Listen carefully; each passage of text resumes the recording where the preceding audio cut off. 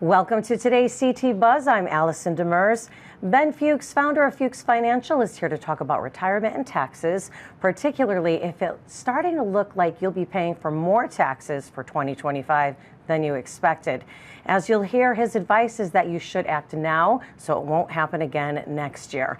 In addition to being a certified financial planner, Ben is a certified private wealth advisor professional. Fuchs Financial has a team of trusted advisors recognized for helping Connecticut families plan and retire with confidence. Ben, walk us through some of the ways you work with people so that they won't be surprised with taxes that are higher than they expected. Well, it's always fun, and when we hear it's tax season, we expect like balloons and parties and everything going off because how wonderful of a time. Well, so the first thing that we do is we take a look at their actual tax return. You know, what is causing the taxes? Is it interest? Is it capital gains? Is it just coming from your W-2, from the earned income that you have?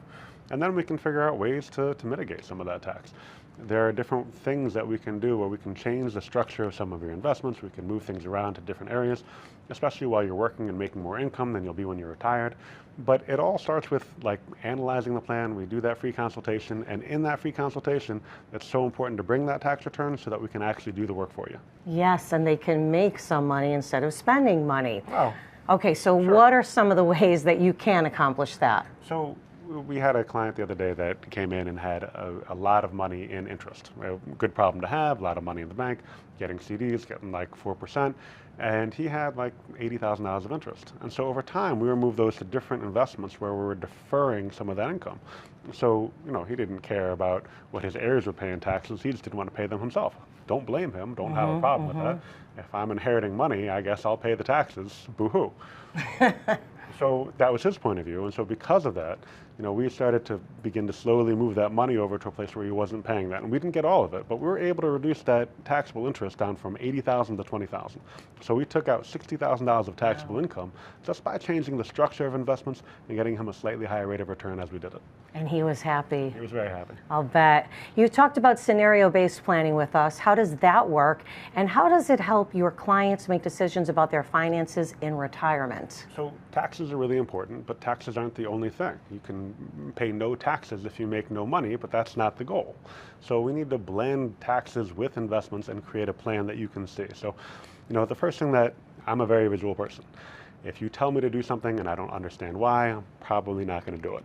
So we like to show our clients why. Here's what your scenario looks like. Here's the recommendations that we're making, and this is your scenario.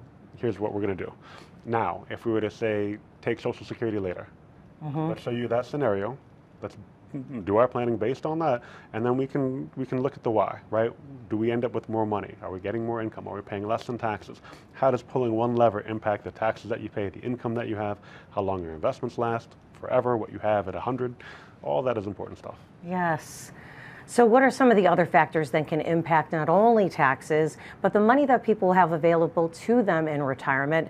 What else should be considered? Well, I mean, you know, as people get closer and closer to retirement, it's important to increase your savings rate. I mean, listen, if I don't have money to work with, I can't do a lot of help. So the important factor is how much can you comfortably save? And once you've gotten to that point where, all right, you know, we've gotten through the hurdle of paying for daycare, and we've gotten through the hurdle of paying for college.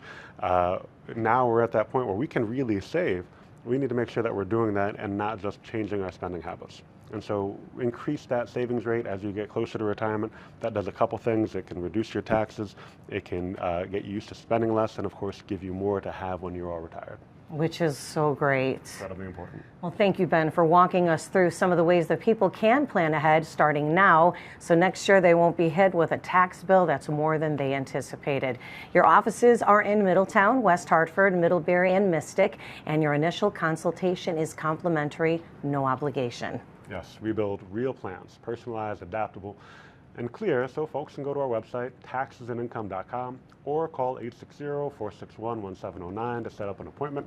We'd be happy to help, planning without pressure. That's right. Thank you for joining us for today's CT Buzz. I'm Allison Demers. See you next time.